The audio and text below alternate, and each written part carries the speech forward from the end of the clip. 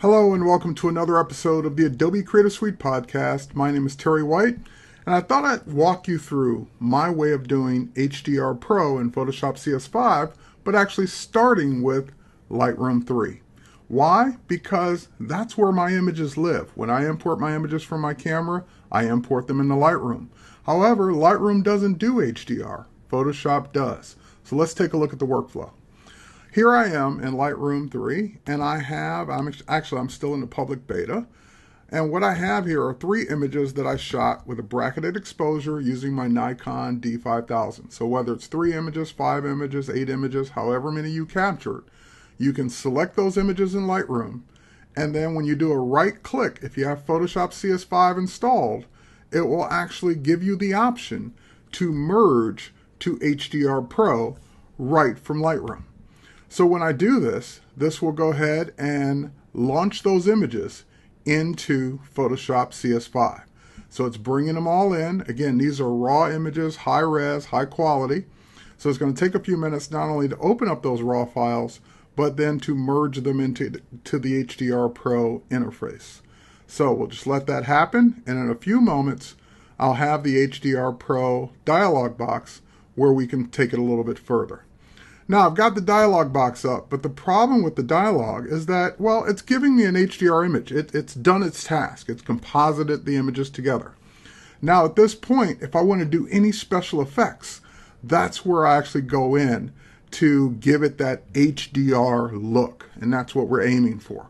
So, if I was not shooting on a tripod, I would probably go ahead and remove the ghost anyway, even though I don't really see a lot of ghosting. But I didn't shoot this on a tripod, so I'll go ahead and take care of that right now. The next thing is, I would go in now and start working with the settings.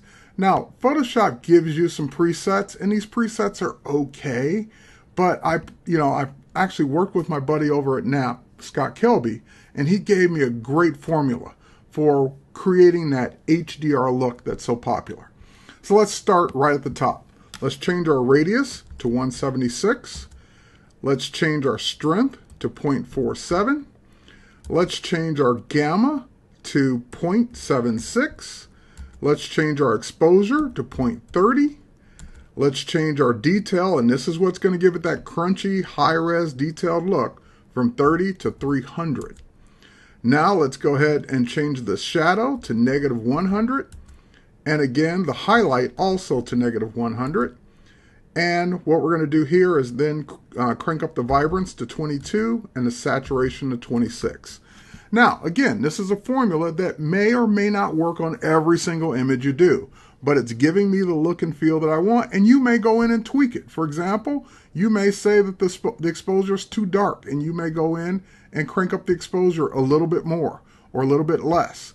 So don't look at this as the golden rule. It's, in other words, this only works or this won't only work on particular images. You can go in and tweak it if it doesn't look the way you want it to look. Now, the last thing we'll do is we'll head over to curves. And in curves, we're just going to give it kind of a look of an S curve. So we're just going to go ahead and plot 3 points and just kind of bend it to make it look more like an S. And again, for your image, you may want to crank up the shadows a little bit more, or you want to bring up the highlights or bring down the highlights a little bit more. So again, this is not a law. This is just kind of recommended starting points. So you can go in and tweak the midtones, shadows, and highlights until you get it looking right on your image. Now that I've got it the way I want, I'll go ahead and click OK. And of course, that will render out the final HDR file. Now, again, it's rendering it in Photoshop, and it's going to composite those 3 images together, giving me my final HDR, but I want it to return to Lightroom. So as soon as this dialog box or this progress bar is passed, I'll show you how to do that. All right, so now we're in Photoshop, and here comes my final image. It's converting it to an HDR image. And again, we'll give that progress bar a few seconds to do that. And here we are. So that's what we did inside of Photoshop. Now, all I have to do is hit save at this point. The minute I save this, I could close it and go back to Lightroom and it will be all set. But there's one more thing I see that I want to fix real quick. I'm going to grab my lasso tool, and there's this little tree sticking out here on the left hand or right hand side that we'll just go ahead and select that, hit the delete key and use the good old content aware fill to take that out. Now you could have done that ahead of time, but then you would have had to do it for each image. This way I'm doing it to the final HDR. So content aware fill takes care of that tree for me. We'll hit save one more time, close the image, head back over to Lightroom, and voila, there it is. I've got it already in Lightroom. So that's the handoff between Photoshop and Lightroom. They work hand in hand together. But we're not quite done yet. Let's head over to the develop module with this. And there's a little bit more tweaking we can do with this. So even though we did vibrance and clarity, or vibrance inside of HDR, we can crank up the clarity just to give it a little bit more detail, and crank up the vibrance just a little bit more. And again, your little bit more and my little bit more may be different. So you can go in and tweak these to your liking. Last but not least, we'll go ahead and just add a little vignetting. You can either do it with the lens correction, or you can do it with the post-crop vignetting.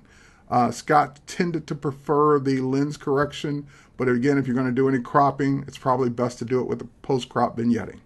So that's it. You have the complete workflow going from Lightroom to Photoshop to do HDR Pro, and then back to Lightroom again. My name's Terry White. Thanks for watching.